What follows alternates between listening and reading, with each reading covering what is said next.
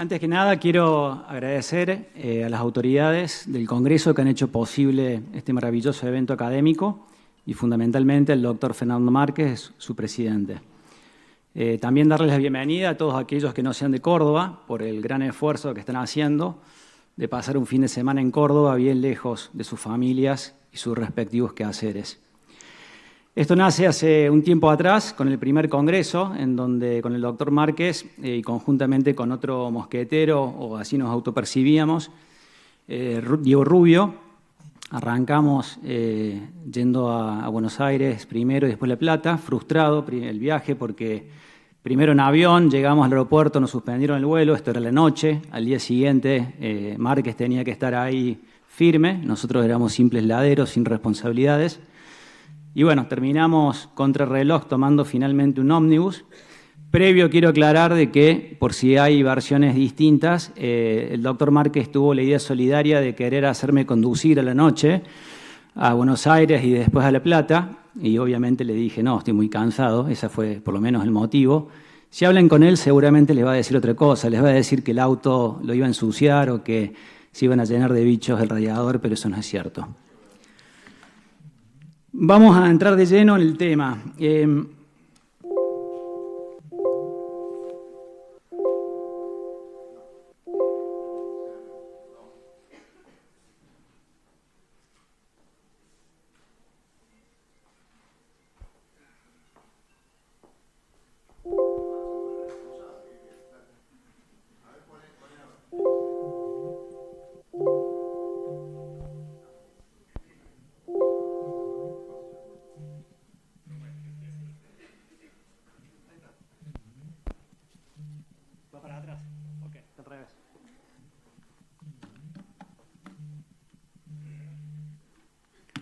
Bueno, tenemos un cambio, como ven, paradigmático pendular, que tiene que ver con una baja respuesta punitiva, en un primer momento, tiempo atrás, obviamente, un fracaso inmobiliario eventualmente se resolvía en sede civil y comercial, se hacía foco en la compensación, en una reestructuración de la deuda.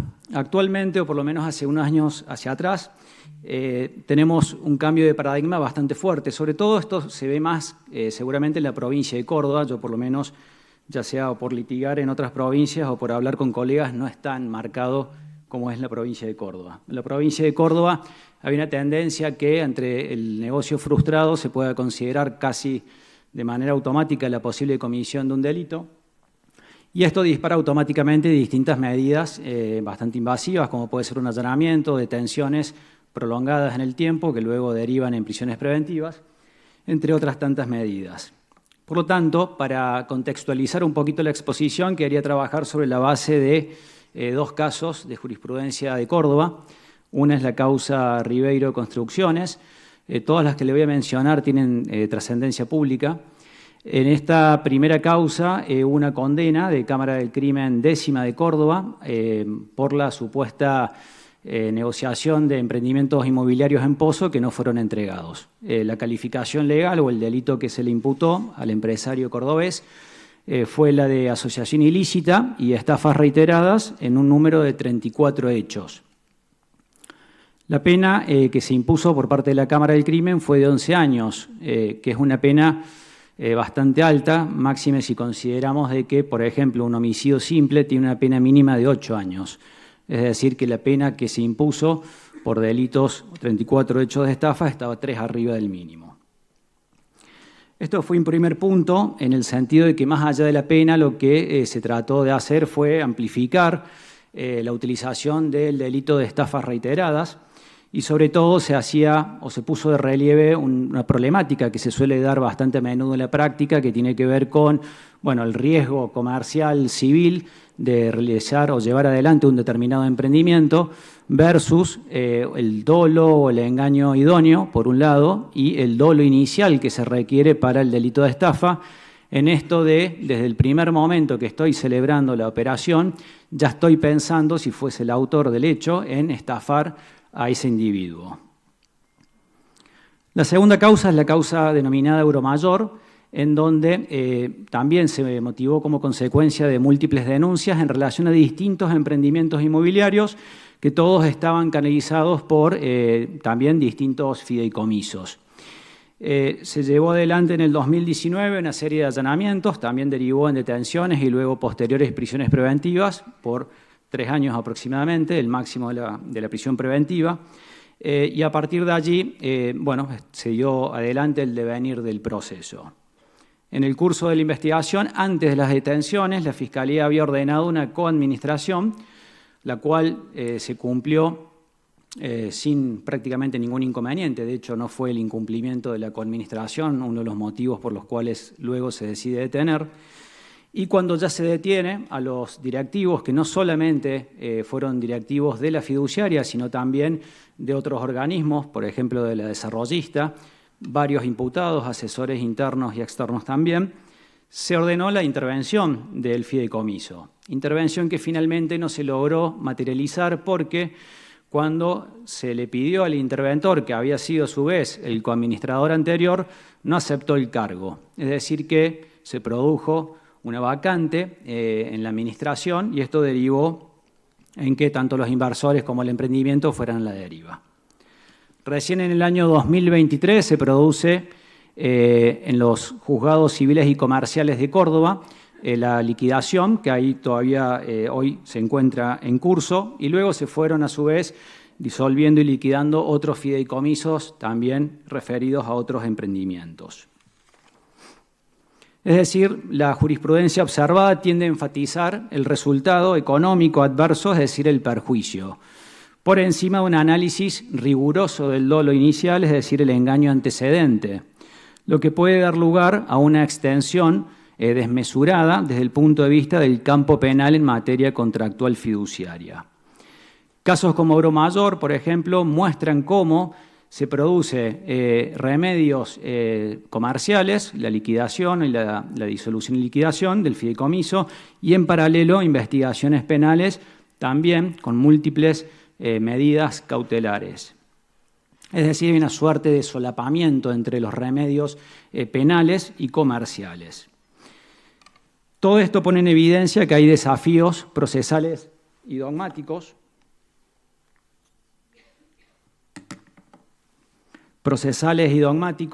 tendientes a establecer, la autonomía del patrimonio fideicomitido, la existencia o no, la configuración o no de los elementos de la estafa, como por ejemplo el ardid, el engaño, es decir, inicial en la estafa, el dolo inicial o el mismo perjuicio. A su vez, pone también en tela de juicio uno de los conceptos del derecho penal, uno de sus principios, que es el derecho penal como última ratio y subsidiariedad y fragmentariedad. Estos casos actuales que les menciono, entre otros tantos, consolidan una línea jurisprudencial firme en la materia criminal económica en Córdoba, por cuanto establecen que el fideicomiso no constituye un refugio de irresponsabilidad cuando el mismo es utilizado como medio o como vehículo para la comisión de delitos. Además, dicha responsabilidad no solamente es acotada al fiduciario, sino que en prácticamente todas estas investigaciones se ha irradiado a otras personas que ni siquiera tenían a lo mejor el deber formal, pero igualmente fueron captadas, ya sea por el delito de asociación ilícita o de estafa.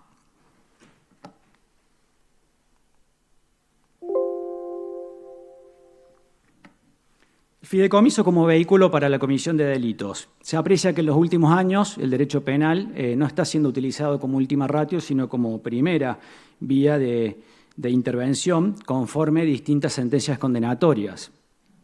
Es decir, que el fideicomiso, por lo menos en muchos casos, ha sido utilizado como vehículo para la comisión de delitos contra el patrimonio u otros bienes jurídicos. Es decir, el fideicomiso parece como que no es neutro desde el punto de vista de la perspectiva penal. Su separación patrimonial y opacidad operativa pueden funcionar, en ciertos casos, como una arquitectura de facilitación en la comisión de delitos, ya que se suele interpretar que autonomía del patrimonio fideicomitido puede diluir trazabilidad. Así también como una fragmentación en los roles, en la intervención de las personas, complejiza lo que sería la imputación subjetiva a cada uno de los individuos. Lo anterior genera dificultades en el esquema tradicional que utilizamos en el derecho penal de autoría y participación para establecer responsabilidad, sobre todo cuando se trata de maniobras de cierta complejidad y cuando entra esta figura en análisis.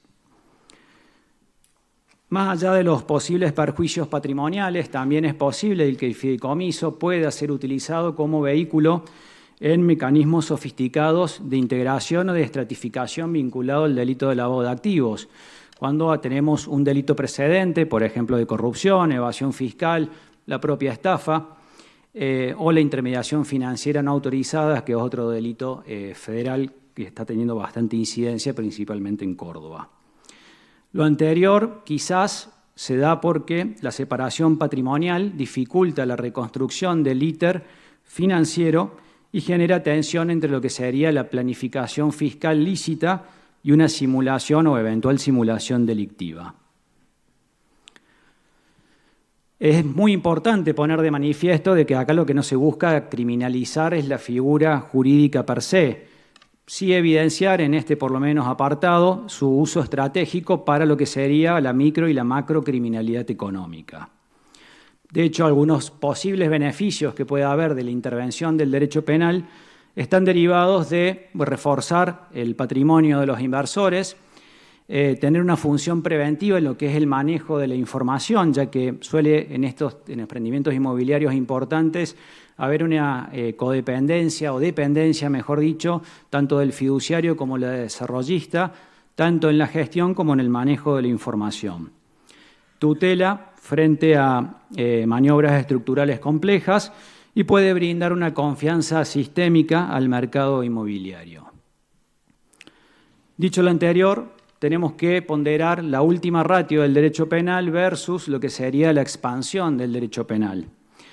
Como es sabido, el derecho penal, por lo menos históricamente, ha sido considerado la última ratio, es decir, solamente debe intervenir en aquellos casos en donde, por ejemplo, los mecanismos civiles y comerciales no son suficientes para tutelar los determinados bienes jurídicos y también en aquellos casos en donde no debe intervenir el derecho penal para cualquier tipo de conducta que afecte el bien jurídico, sino principalmente para aquellas modalidades más peligrosas o más agresivas hacia el bien jurídico protegido. En los últimos años se observa una tendencia opuesta. Se advierte una tendencia a acudir casi en primera vía al derecho penal para solucionar problemas estructurales del derecho civil, comercial o financiero, vinculados al fideicomiso, expandiendo así categorías dogmáticas que cada vez son más amplias en sus interpretaciones, como es el delito de estafa por un lado y la asociación ilícita por el otro, más allá de los límites tradicionales del derecho penal liberal.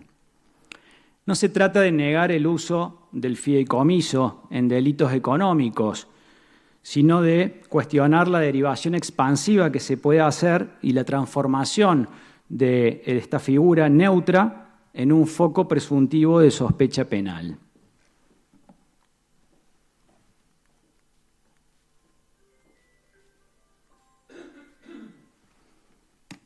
No obstante estos principios generales, última ratio, fragmentariedad, mínima intervención, se advierte hoy la coexistencia de múltiples procesos, tanto en vía civil comercial como desde el punto de vista penal. El caso de Euromayor es uno, en donde hay procesos de liquidación de fideicomisos y en paralelo investigaciones penales con medidas de coerción y cautelares también muy importantes. O, en otros supuestos, concursos preventivos también con denuncias penales por parte de distintos acreedores, un concurso de acreedores que se da en Córdoba, pero las denuncias se hacen por un grupo de acreedores, por ejemplo en Santiago del Estero, y otro grupo de acreedores en Córdoba, con consecuencias jurídicas distintas. Santiago del Estero, imputación, detención, imputación por asociación ilícita y estafa, y se está avanzando en la investigación, por el contrario en Córdoba el archivo. O otras situaciones de quiebras también que se están tramitando en fueros comerciales con denuncias en paralelo, como es otra causa de trascendencia pública en Córdoba, que es la causa Márquez y Asociados. Es decir, La práctica demuestra que hay un proceso de expansión de intervención penal que, sin modificar o ampliar los tipos penales, se viene utilizando más como esta primera vía para proteger intereses privados con graves alcances, no solamente para quien ocupa la fiduciaria, sino para terceras personas que pueden estar involucrados, ya sea mandos no solamente jerárquicos superiores, sino también medios o inferiores. Es decir, en contexto de crisis financiera, el sistema penal reacciona ampliando esta aplicación de los tipos penales abiertos, como la estafa y la asociación ilícita. Se pueden llevar adelante interpretaciones extensivas y la responsabilidad penal, tanto del empresario, se puede ver sumamente afectado, ya sea por medidas cautelares sumamente gravosas, desde la inhibición general de bienes hasta la propia privación de la libertad, en muchos casos de manera prolongada, por 2 o 3 años, siendo el máximo 3 años sin juicio. Es decir, el fideicomiso se convierte en símbolo de sofisticación financiera sospechosa y a partir de allí se motoriza esta intervención. Lo anterior, en el contexto económico, hace que el proceso penal se transforme en una lógica de recuperación económica. La coerción personal sustituye a los mecanismos civiles de tutela y la prisión preventiva opera en muchos casos como una vía de presión para obtener acuerdos resarcitorios o para reconocer responsabilidad penal por más que se considere inocente esa persona, y esto implica una reconfiguración del sistema penal. Se produce un efecto paradojal. La destrucción del patrimonio afectado, máxime cuando el fiduciario e incluso la desarrollista y distintas personas, autoridades, en el negocio son detenidos privados de su libertad. Allí las consecuencias suelen ser claras. Se paraliza la obra, se desarticula la administración, se deteriora el activo inmobiliario, incluso fomentando la publicidad del caso, muchas veces por los propios organismos de persecución del Estado, lo cual a su vez, en este círculo vicioso que vamos a ver a continuación, hace de que se genere mayor litigiosidad y ya vamos a ver por qué. Esta publicidad del proceso de la investigación penal se suele dar a pesar de que, como ustedes saben, el proceso penal es secreta sus actuaciones, por más de que el incumplimiento del mismo no trae aparejado en general ninguna consecuencia jurídica.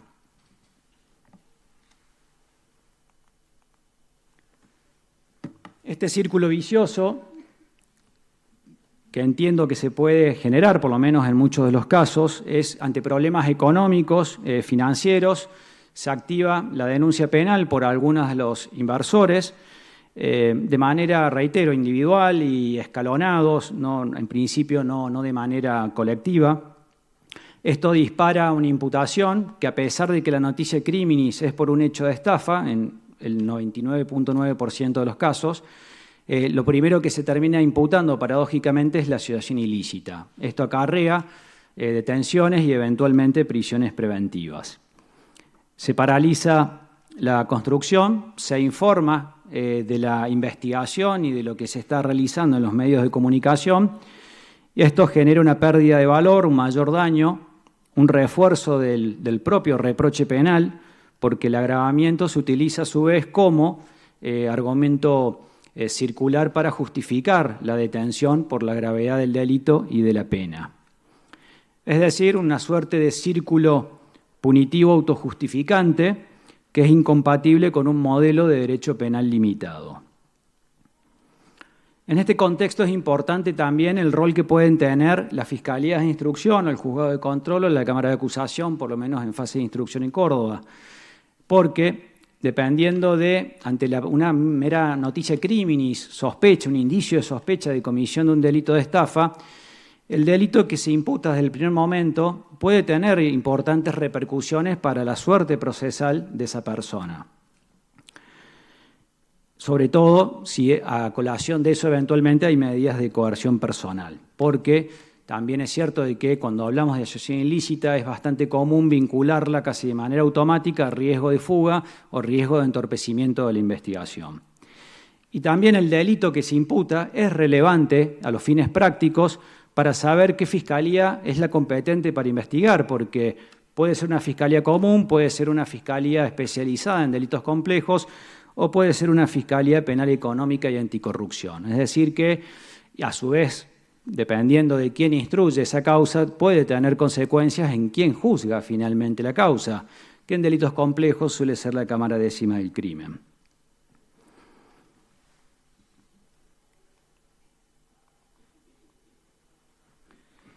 Se producen también problemáticas interesantes vinculadas a, tenemos en la provincia delitos de asociación ilícita y estafas. En paralelo o con posterioridad se inicia una investigación federal, a lo mejor por lavado de activos, intermediación financiera no autorizada, y se suele o se está generando bastante a menudo una conflictiva para saber, bueno, quién debe llevar adelante la investigación.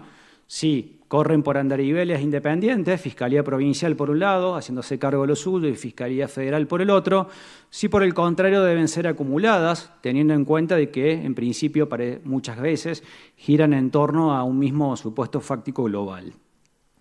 Esto ha llevado a que la Corte Suprema esté zanjando ya en varias oportunidades quién específicamente tiene que llevar adelante una causa, si debe ser o no acumulada.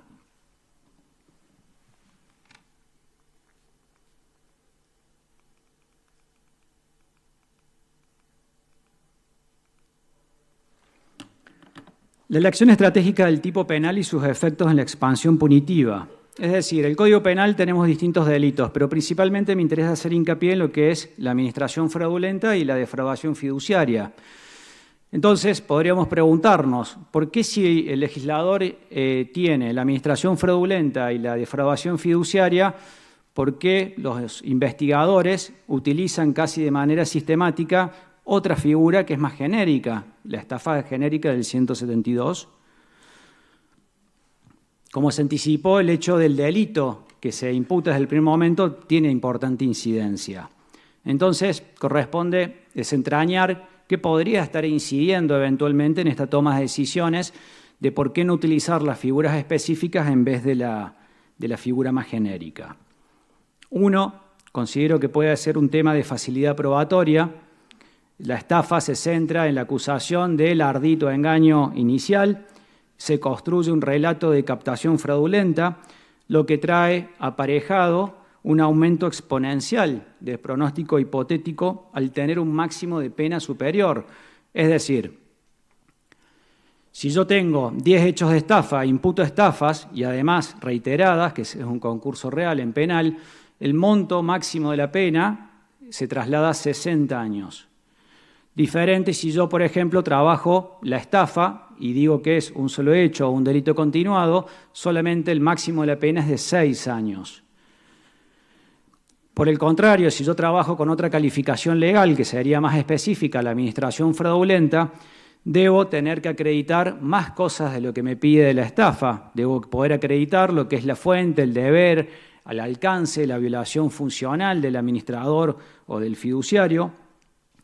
Además, requiere generalmente más pruebas, una pericia contable un poquito más importante o multidisciplinaria, tendiente a establecer distintas variables de análisis, fundamentalmente lo que es costos, inversiones y avance de obra. 2. Mayor expectativa punitiva. La reiteración de estafas permite acumular hechos, incrementar considerablemente la escala penal y por ende refuerza la prisión preventiva por expectativa de pena. Si yo tengo 60 años de máxima, no es lo mismo que tener 6 años de máxima. Tengamos en cuenta de que el mínimo de la estafa es de 1 mes. Es decir, que si yo tengo una estafa, un hecho solo o continuado, mi mínimo y máximo va a ser 1 mes y 6 años. En cambio, si ya son reiteradas, parto de 1 mes a 60 años. Entonces da mucho más juego eventualmente para imponer una pena superior. En conexión con lo anterior se suma el análisis también costo-beneficio que debe hacer el imputado, quien privado de la libertad por muchos años, incluso 2 o 3 años de prisión preventiva, tiene que hacer el análisis de si realmente le corresponde defenderse en un juicio abierto, a riesgo de que eventualmente lo puedan condenar a 11 años de prisión, o eventualmente reconocer responsabilidad penal tratando de que la pena sea lo más benévola posible. Pueden haber problemas dogmáticos importantes, es decir, si estamos dejando de lado tipos específicos, es decir, aquellos que describen con mayor desvalor la acción, como la administración fraudulenta o la defraudación fiduciaria, bueno, podríamos estar dejando de lado el principio de especialidad y el principio de legalidad. Suelen darse también problemas vinculados al dolo inicial, sobre todo en aquellos casos en donde realmente ha habido una inversión en el proyecto inmobiliario, donde esa persona tiene una trayectoria previa, donde ha finalizado otros emprendimientos, o en el caso en concreto ha realizado inversiones específicas para avanzar. Para considerar que esto es una estafa, el análisis es, bueno, desde el mismo momento que avanzó con la inversión, por más que haya sido importante, al momento de celebrar el contrato respectivo con el inversor, a partir de allí ya se conjetura, se presupone de que estaba el dolo ya defraudatorio. Por supuesto que la situación puede cambiar. Si yo en realidad no tengo claro que haya un dolo inicial de estafar y en realidad se pudo haber dado en el transcurso del avance del proyecto una mala administración, posiblemente a lo mejor defraudatoria también, tendríamos que trabajar con una calificación legal distinta, que es la administración fraudulenta o la defraudación fiduciaria. ¿Qué consecuencia jurídica trae esto? Bueno, no es menor, porque si aplicamos jurisprudencia de la Corte Suprema en el fallo Banco Social y tenemos, por ejemplo, una administración fraudulenta, es más factible que estemos trabajando a lo mejor con un solo hecho de administración fraudulenta o con un delito continuado. Es decir, volvemos de nuevo a trabajar con un máximo de pena de 6 años. En definitiva, en algunos casos, la elección de la figura penal de estafa reiterada no responde necesariamente a una mejor adecuación típica, sino quizás a otros factores como ventajas estratégicas procesales, un mayor impacto punitivo, construcción mediática más clara y menor riesgo probatorio y técnico.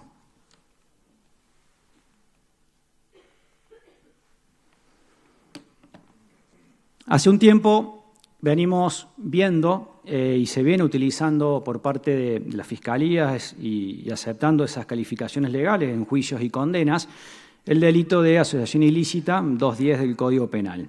Es común ver en Córdoba principalmente que hechos de estafa 20, 30, 50, 100 siempre van acompañados de este delito que tiene una gravedad importante por los motivos que ya vamos a ver.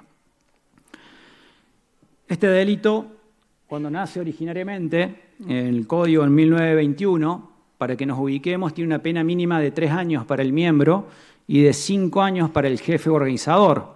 Recuerden que cuando hablábamos de estafa teníamos un mínimo de 1 mes. Entonces, la asociación ilícita, ¿qué permite? Permite que se aumente el monto mínimo de la pena y a partir de los 3 y 1 día, es casi seguro de que es cumplimiento efectivo de pena. Entonces pasamos de un delito creado teóricamente para lo que es combatir hechos de violencia a ser aplicado de manera habitual y prácticamente ya desnaturalizada en mi forma de ver a la criminalidad económica.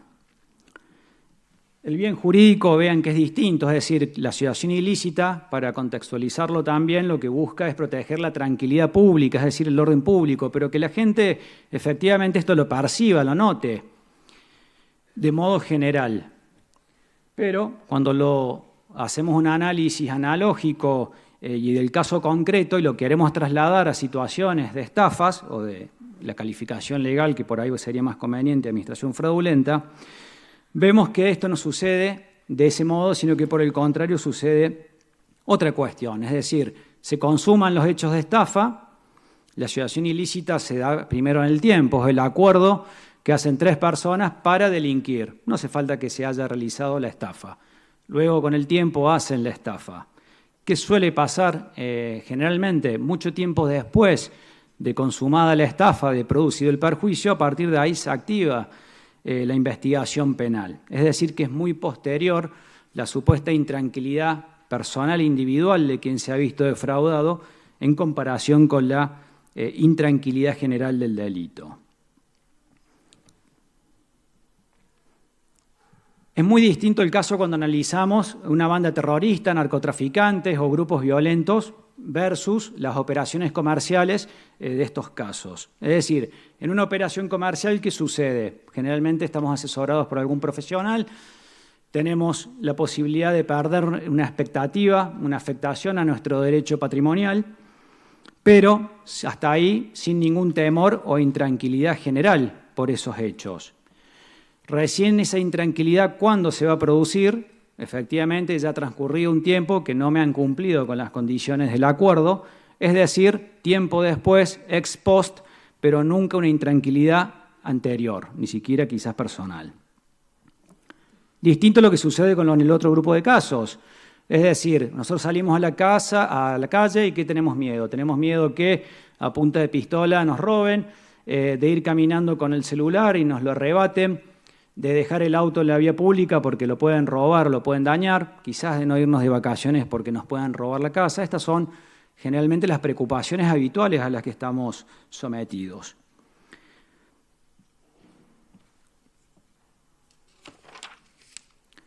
El uso de la asociación ilícita hace que se desdibuje por completo fórmulas de distinción entre autoría y participación. Sin ir más lejos, el año pasado se inició una investigación penal donde, con motivo de una supuesta sospecha de estafas, la imputación fue no de estafas, asociación ilícita, se imputaron y se detuvieron a 26 personas y las 26 personas acusados de organizadores y jefes. Es decir, el mínimo de la pena, 5 años y todavía no arrancamos con las estafas. Es decir, parece que en esta gran familia son todos caciques, nadie es miembro, nadie es autor o partícipe de la estafa. Esto tiene una gran incidencia práctica a la hora de tomar decisiones por parte de los imputados. Pónganse ustedes en el pellejo de alguien que ha estado privado de la libertad 2 o 3 años, llega a las puertas de un juicio y le dicen, che, mirá, ¿sabes qué? Depende si tiene 3 o 5 años, supongamos que tiene 5 años. Bueno, 5 años y estás hecho. O, bueno, a lo mejor corres el riesgo que te pida 11. El costo-beneficio es altísimo y la gran mayoría, aun cuando se pueda considerar inocente, terminan aceptando este reconocimiento de responsabilidad que a su vez también impacta de manera directa en las estadísticas. La prisión preventiva incide muchísimo el delito en cuestión, incide porque partimos de 5, partimos de 3, imagínense que ya automáticamente el mínimo de la pena hace que, en el caso de condena, va a ser de cumplimiento efectivo inobjetablemente. Y en segundo lugar, porque es bastante común que teniendo una asociación ilícita, donde se argumenta que hay una distribución de roles, donde hay una organización coordinada, donde hay determinados fondos, se copien y se peguen esos argumentos, tanto para un caso como para con otro. Se genera alarma social y de esa manera ex post también se justifica la intervención del derecho penal. Aumentamos las penas artificiales en escalas penales, se produce un endurecimiento de la respuesta punitiva y mayores dificultades, por ende, para lograr excarcelaciones en tiempo y forma, a lo cual debemos agregarle el agravamiento de la actual situación carcelaria, que como todos saben hay una crisis estructural. Entonces tenemos una crisis estructural de superpoblación carcelaria, tenemos delitos económicos, tenemos personas privadas de la libertad por mucho tiempo, en la gran mayoría son primarios, es decir, que no son reincidentes y pueden ser socialmente integrables nuevamente en la sociedad. Entonces, parece que ahí pierde el carácter de cautelar esta medida y termina siendo una suerte de pena anticipada. En palabras de Silva Sánchez, la administrativización del derecho penal de la prisión constituye uno de los fenómenos más importantes del último medio siglo. Seguramente el problema no es tanto la expansión del derecho penal, cuanto específicamente la expansión del derecho penal de la prisión privativa de libertad. Es esta última la que realmente debe ser contenida.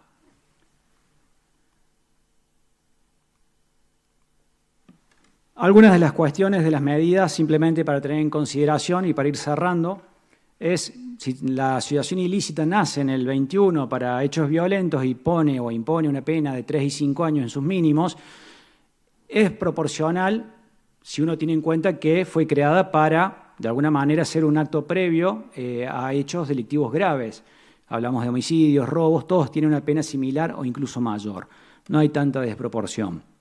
Pero claro, partimos de una asociación ilícita, un acto previo, ni siquiera llevado adelante la consumación, y estoy en 3 y 5 años versus un mes en una estafa. Entonces, indudablemente, algo está pasando.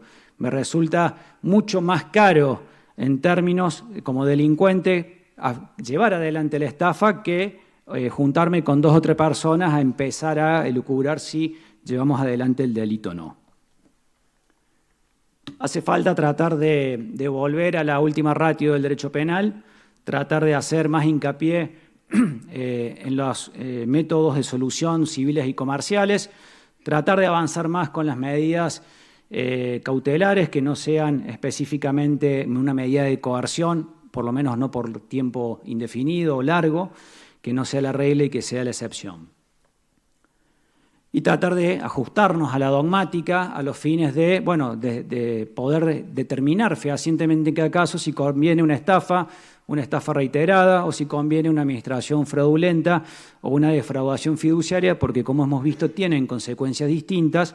Y finalmente tratar de evitar estas imputaciones racimo, en donde no puede ser que de 26 personas todos sean caciques de la familia. Hay que retomar la senda de la seguridad jurídica y de esa manera también vamos a contribuir a un mejor y conveniente plano de fideicomiso, dándole mayor certidumbre. Muchas gracias.